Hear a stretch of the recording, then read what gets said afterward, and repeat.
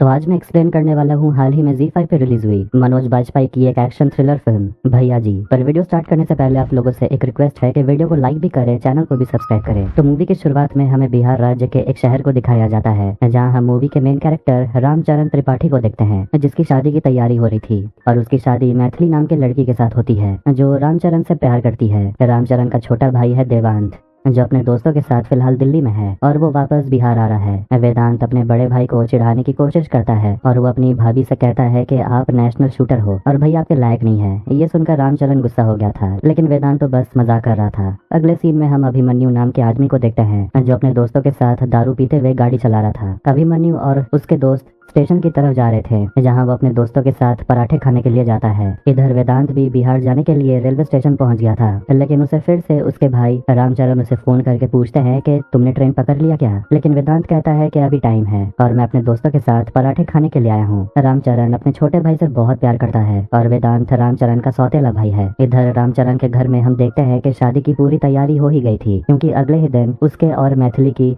हल्दी की रस्म होने वाली थी। पूरा परिवार जश्न में डूबा हुआ था। लेकिन थोड़ी देर के बाद रामचरण फिर से अपने भाई को फोन करने की कोशिश करता है और उसका हालचाल पूछने की कोशिश करता है, लेकिन वेदांत फोन नहीं उठा रहा था। रामचरण थोड़ा सा टेंशन में आ गया था। अगले सीन में हम चंद्रभान को देखते हैं, जिसे पता चलता है कि एक लड़की ने उसके बेटे अभिमन्यु के खिलाफ पुलिस में रिपोर्ट दर्ज करवाई है और उसके बेटे ने उसके साथ जबरदस्ती की। यहाँ पुलिस वाले भी चंद्रभान के साथ मिले हुए थे, क्योंकि चंद्रभान एक बहुत ही पावरफुल इंसान है और वो लड़की धमकी देती है कि वो हाई कोर्ट में जाकर अपील करेगी और अभिमन्यु को दोषी ठहराएगी। लड़की के मम्मी पापा भी उसे चुप रहने को बोलते हैं, क्योंकि उन लोगों को पता था कि चंद्रभान एक बहुत बड़ा गुंडा है और वो कुछ भी कर सकता है। ये सुनकर चंद्रभान बहुत ज्यादा गुस्सा हो जाता है और उस लड़की को वहीं पर मार देता है। अगली सुबह हम देखते हैं कि रामचरण के दो आदमी नियाज और भोला दोनों रेलवे स्टेशन वेदांत को लेने के लिए पहुंच जाते हैं, लेकिन वहां उन लोगों को पता चलता है कि रेलवे स्टेशन पर वेदांत पहुंचा ही नहीं। जब ये बात रामचरण को पता चलती है तो वो बहुत ज्यादा घबरा जाता है, क्योंकि वेदांत का फोन भी स्विच ऑफ आ रहा था। रामचरण वेदांत के दोस्त को भी फोन लगाने की कोशिश कर रहा था,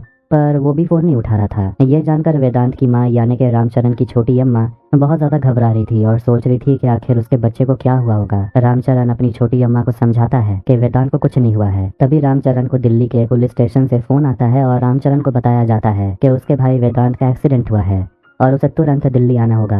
ये जानकर रामचरण बहुत ज्यादा घबराने लगता है और उसकी छोटी अम्मा भी रोने लगती है, लेकिन रामचरण छोटी अम्मा को समझाता है कि वेदांत को कुछ नहीं होगा और मैं खुद दिल्ली जाकर उसे वापस लेकर आऊंगा। रामचरण अपने दोनों आदमी नियाज और भोला के साथ मिलकर दिल्ली के लिए रवाना हो जाता है। दिल्ली पहुंचने के बाद वो तीनों पुलिस स्टेशन पहुंच जाते हैं और वहाँ उसकी मुलाकात इंस्पेक्टर मगन से होती है। रामचरण बताता है कि उसी का छोटा भाई है वेदांत। मगन उन लोगों को बताते हैं कि कल रात दिल्ली रेलवे स्टेशन के बाहर आपके भाई का एक्सीडेंट हो गया था और अब उसकी बॉडी मुर्दा घर में रखी हुई है। ये सुनकर तो रामचरण का होश उड़ गया था। वो दौड़ते हुए मुर्दा घर पहुंचता है और जब वो वेदांत की डेड बॉडी देखते हैं तब भोला कहता है कि ये हमारा वेदांत नहीं है। मगन मुर्दा घर के इंचार्ज से पूछता है कि यहाँ जो लड़के की लाश रखी हुई थी वो कहाँ है। इंचार्ज कहता है कि उस लड़के को अभी तुरंत जलाने के लिए ले जाया गया है। फिर वो सभी वहाँ से भागते हैं और शमशान घाट पहुँचते हैं और इधर हम शमशान घाट में देखते हैं कि चंद्रभान अपने बेटे अभिमन्यु के साथ था और वहाँ पर वेदांत की डेड बॉडी भी थी। लेकिन यहाँ हमें पता चलता है कि वेदांत की सांसें चल रही है और वो जिंदा है लेकिन बेहोश है। ये भी पता चलता है कि दिल्ली स्टेशन के वहाँ जो एक्सीडेंट हुआ था वो वेदांत का हुआ था और उसका एक्सीडेंट अभिमन्यु ने किया था। चंद्रभान वेदांत की बॉडी को जलाने के लिए अंदर भेज देता है और वो सभी वहाँ से चले जाते हैं। थोड़ी देर में रामचरण वहाँ पहुँच जाता है और देखता है कि उसके छोटे भाई वेदांत का अंतिम संस्कार करवा दिया गया था। ये सब कुछ होने के बाद रामचरण बहुत ज्यादा रोने लगता है और उसे कुछ भी समझ नहीं आ रहा था कि आखिर वो अपनी छोटी अम्मा से क्या बोलेगा। अंतिम संस्कार हो जाने के बाद रामचरण अपने भाई वेदांत की अस्थियां लेकर वापस बिहार जा रहा था और वो नियाज से कहता है दिल्ली स्टेशन चलने। फिर वो सभी दिल्ली रेलवे स्टेशन जाते हैं और वहाँ रामचरण वेदांत के दोस्तों से मिलता है। दोनों दोस्त पूरी कहानी बताते हैं और यहाँ हमें पता चलता है कि जिस रात वेदांत अपने दोस्तों के साथ रेलवे स्टेशन पराठे खाने के लिए गया था, वहाँ पर अभिमन्यु अपने आदमियों के साथ पराठे खाने के लिए आया हुआ था। लेकिन जब वो तीनों दोस्त पराठे खाने के लिए ऑर्डर देते हैं तब अभिमन्यु का आदमी उनके दिए हुए ऑर्डर से पराठे खाने लगता है। ये देखकर वेदांत के दोनों दोस्त गुस्सा हो गए थे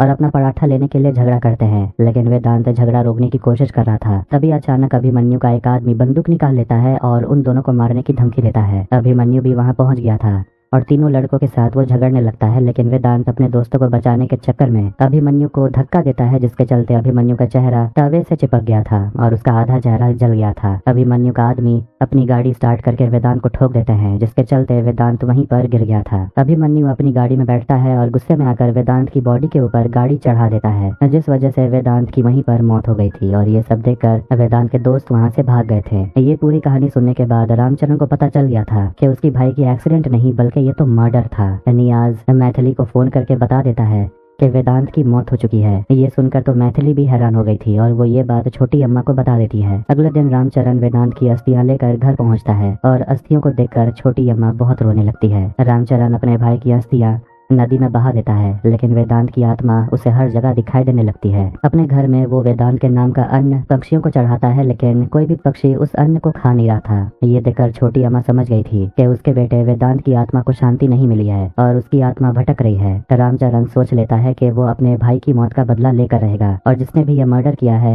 वो उसे मौत के घाट उतार देगा। रामचरण अपने पूरे परिवार को कहानी बताता है और कहता है कि उसके पिता देवचरण गाँव के सरपंच के मुनीम थे और गाँव के सभी लोग उन्हें इज्जत देते थे। लेकिन उनका बड़ा बेटा यानी कि रामचरण अपने पिता से पूरा उल्टा था और वो अपने पिता के बताए हुए रास्ते में चलता तो था, लेकिन अगर कोई भी उसके परिवार के ऊपर संकट बन के आता था तो रामचरण उनको सबक सिखाता था और पूरे गांव में रामचरण को सभी लोग भैया जी कहकर बुलाते हैं। रामचरण अपने समय में दंगा फसाद मारपीट करने में काफी फेमस था, इसलिए उसके पिता ने लिखवा कर लिया था कि आज के बाद वो मारपीट और दंगा फसाद बंद कर देगा और अपनी छोटी अम्मा और अपने भाई का ध्यान रखेगा। इसलिए रामचरण उसके बाद से दंगा फसाद मारपीट करना छोड़ दिया था। लेकिन अब वो अपने भाई वेदांत का मौत का बदला लेने के लिए अब वो अपने पुराने रूप में आ चुका है और उसके घर में एक खानदानी निशान भी है, जिसे पूरे गाँव में दिखा दिया जाता है और बता दिया जाता है कि भैया जी अब अपने पुराने रूप में आ चुके हैं और अपने पिता से लिखवाया हुआ पेपर भी जला डालता है। इसमें लिखा हुआ था कि आज के बाद से वो मारपीट और दंगा फसाद छोड़ देगा और पूरा गांव रामचरण के सपोर्ट में था। रामचरण मगन को बंदी बनाकर ले आता है और उससे पूछता है कि उस रात एक्सीडेंट में मेरे भाई को किसने मारा था। मगन सब कुछ बता देता है कि चंद्रभान का बेटा अभिमन्यु ने आपके भाई को मारा और उसका मोबाइल नंबर भी दे देता है। ये सब जानने के बाद रामचरण मगन को छोड़ देता है। मगन तुरंत चंद्रभान को फोन करके बता देता है कि उसने खुद वेदांत के घर वालों को बता दिया कि उन्होंने वेदांत को मारा है। चंद्रभान पूछता है कि उसका नाम क्या है।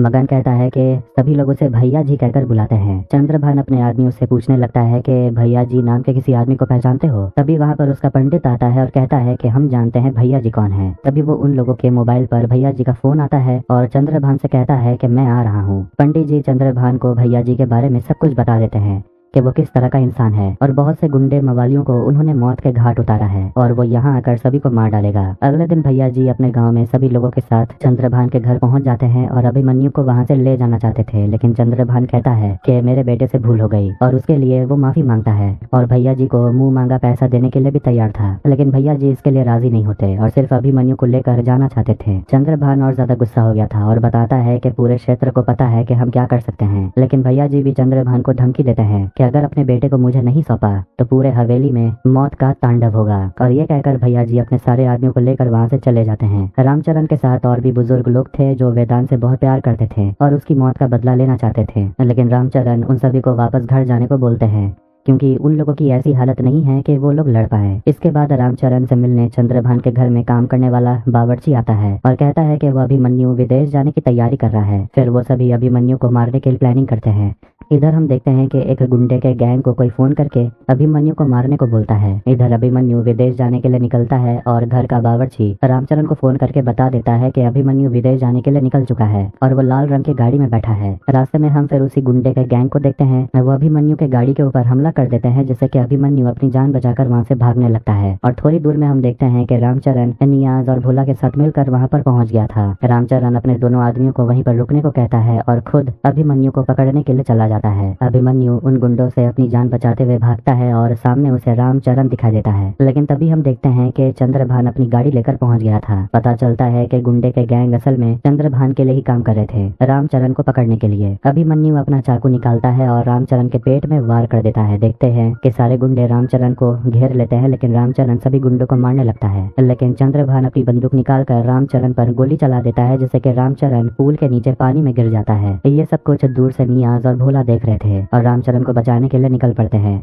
और तुरंत नदी में जाकर रामचरण की बॉडी को उठाकर निकालते हैं। उसी रात को जब चंद्रभान पुल के नीचे आता है रामचरण की लाश ढूंढने के लिए, तो उसके आदमी को रामचरण की लाश नहीं मिलती। इसलिए वो अपने आदमियों से कहता है कि सभी हॉस्पिटल में जाकर रामचरण को ढूंढने की कोशिश करो। इधर भोला और नियाज दोनों बहुत ज्यादा घबराए हुए थे क्योंकि रामचरण को गोली लगी हुई है और चारों तरफ चंद्रभान के आदमी उसे ढूंढ रहे थे। उन लोगों को समझ नहीं आ रहा था कि अब वो लोग करेंगे क्या। इसीलिए नियाज मैथिली को फोन करके बता देता है कि भैया जी को गोली लगी है और उनकी हालत बहुत खराब है। ये सुनकर मैथिली और छोटी अम्मा दोनों रामचरण को देखने के लिए निकल आते हैं। इधर बूढ़े लोग भी आपस में प्लानिंग करते हैं कि उन लोगों को पता चल गया था कि रामचरण को गोली लगी है और उसे किसी भी हालत में बचाना होगा। इधर पूरे शहर में चंद्रभान के आदमी रामचरण को ढूंढने की कोशिश कर रहे थे। इधर मैथिली और छोटी अम्मा दोनों रामचरण के पास पहुंचते हैं। तभी वहां पर चंद्रभान का एक आदमी उन लोगों को देख लेता है और वो चंद्रभान को खबर कर देता है कि रामचरण का पता मिल गया। चंद्रभान तुरंत अपने आदमियों को रामचरण को मारने के लिए भेज देता है। छोटी अम्मा तुरंत रामचरण को हॉस्पिटल भेजने का प्रबंध करती है और एक गाड़ी में प्रेस का फोटो लगाकर रामचरण को हॉस्पिटल में लेकर चली जाती है ताकि रामचरण के आदमी पहचान न पाए कि इस गाड़ी के अंदर है कौन। इधर चंद्रभान के आदमी रामचरण को ढूंढते हुए लोकेशन में पहुंच जाते हैं, लेकिन वहां उन लोगों को कोई भी नहीं मिलता। इधर छोटी अम्मा और मैथिली दोनों रामचरण को लेकर हॉस्पिटल आते हैं जहां उसका इलाज करवाया जाता है। इधर बिहार के चीफ मिनिस्टर को भी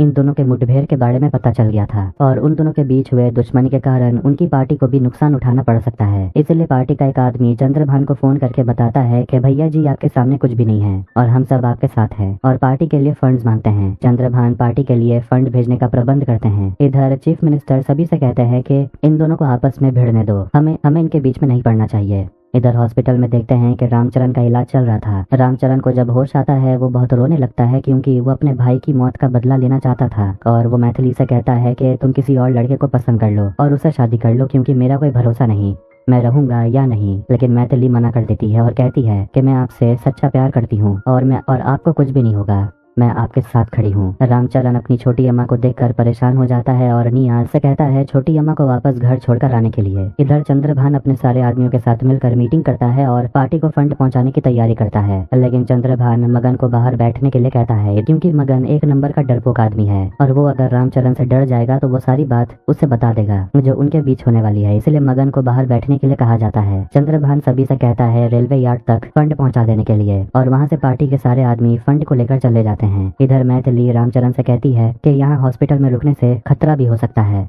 हमें कहीं दूर जाना होगा जहाँ हम दोनों शांति से रह पाएं। फिर मैथिली और भोला मिलकर रामचरण को लेकर एक ऐसी जगह चले जाते हैं जहाँ कोई भी नहीं आता जाता था और भोला रामचरण के लिए दवाई लेने के लिए चला जाता है। इधर पंडित को पता चल जाता है कि रामचरण कहाँ है और वो चंद्रभान को बता देता है कि रामचरण का पता चल गया। रात के समय चंद्रभान के आदमी बताए हुए लोकेशन तक पहुँचते हैं और वहाँ रामचरण को ढूंढने की कोशिश कर रहे थे। मैथिली सभी को देख लेती है और अपनी बंदूक निकाल कर एक एक को मारने लगती है, लेकिन एक गुंडा मैथिली के ऊपर हमला कर देता है और उसे जान से मारने वाला था कि तभी वहाँ रामचरण पहुंच जाता है और अपने भाले से उस गुंडे को मार देता है। रामचरण पूरी तरह से ठीक हो चुका था और अगले दिन मगन रामचरण से मिलने के लिए आता है और रामचरण के साइड आ गया था क्योंकि उसे पता चल गया था कि चंद्रभान अब मगन के ऊपर भरोसा नहीं करता। इसलिए मगन अब रामचरण की मदद करने का फैसला कर लेता है और बता देता है कि चंद्रभान पार्टी फंड पहुंचाने के लिए रेलवे यार्ड जाने वाला है। इधर अभिमन्यु अपने सारे आदमियों के साथ फंड लेकर रेलवे यार्ड पहुंच जाता है और सारा फंड पार्टी को देने की तैयारी करता है। तभी वो लोग देखते हैं कि वहां पर रामचरण पहुंच गया था और वो एक एक को मारने लगता है। इधर नियाज और भोला भी सारे आदमियों को मारने लगते हैं और रामचरण अभिमन्यु के साथ लड़ता है और अपने सिगरेट से अभिमन्यु का चेहरा जला देता है और उसे लेकर रेलवे की पटरी में चला जाता है। लेकिन अभिमन्यु अपने पिता को फोन लगाता है और वीडियो कॉल में रामचरण देखता है कि उसकी छोटी अम्मा चंद्रभान के कब्जे में है। रामचरण अभिमन्यु को लेकर चंद्रभान के घर पहुंचता है। चंद्रभान अपनी आदमियों से कहता है कि रामचरण के ऊपर गोली चलाने, लेकिन देखते हैं कि रामचरण के गाड़ी के ऊपर रामचरण ने अभिमन्यु को बांध रखा था। ये देखकर चंद्रभान अपने आदमियों से गोली चलाने से मना करता है। रामचरण देखता है कि उसकी छोटी अम्मा को लटका के रखा गया था और नीचे चारों तरफ आग जला हुआ था। रामचरण अभिमन्यु को नीचे गिरा देता है और अपनी छोटी अम्मा को आग से जलने से बचा लेता है। दोनों अपनी जान बचाकर वहाँ से भागते हैं और छोटी अम्मा रोने लगती है कि तुमने मुझे क्यों बचाया, वेदांत अब इस दुनिया में नहीं है और मैं भी इस दुनिया में रहकर क्या करूंगी। चंद्रभान वहाँ पर आकर बताता है कि मैंने वेदांत को जिंदा जलाया था। ये सुनकर छोटी अम्मा बहुत ज्यादा गुस्से में आ जाती है और रामचरण से कहती है कि मुझे मेरे बेटे का बदला चाहिए। चंद्रभान का एक आदमी बंदूक लेकर रामचरण को मारने के लिए आता है। तभी हम देखते हैं कि मैथिली वहाँ पर पहुंच जाती है और अपनी बंदूक से सभी को निशाना लगाकर गोली मारने लगती है। फिर वहाँ पर बूढ़े लोग भी आ जाते हैं जो छोटी अम्मा को लेकर वहाँ से बाहर निकलते हैं, लेकिन एक बूढ़ा आदमी रामचरण को अपना हाथ दिखाकर वहाँ से चला जाता है। रामचरण हवेली के अंदर पहुँचता है और वहाँ उसे एक हाथ का निशान दिखा देता है। वो हाथ का निशान देखकर समझ जाता है कि वहीं पर बंदूक रखी हुई है और यही चीज वो बूढ़ा आदमी रामचरण को अपने हाथ दिखाकर इशारे में बता रहा था। रामचरण बंदूक निकालकर सभी के ऊपर हमला करता है और जैसे ही वो हवेली के अंदर पहुंचता है वहाँ पर उसे हाथ का निशान दिखाई देता है और वहाँ पर उसे बंदूक मिलता है, जिससे कि वो सभी को मारने लगता है।